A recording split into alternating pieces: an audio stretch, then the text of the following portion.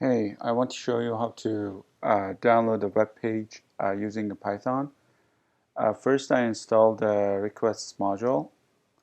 I type python -m pip install requests.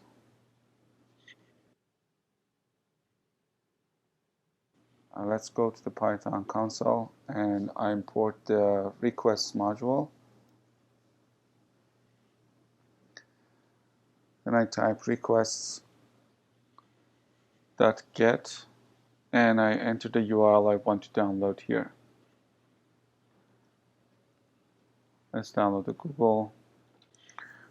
I put the return value of this inside the variable R, and the text property of this variable R will contain the source code of the web page that I want to download, as you see here. To see this a little bit better, I'm using a pprint module. I imported as pp here.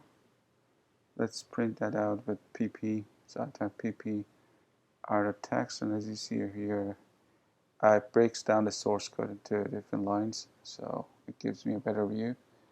Any other web page I can download in a similar way. So for example, say python.org. So I use the same code as above, so request.get. Now I type the Python here, and if I pp and print out that this is the python.org first web page source code.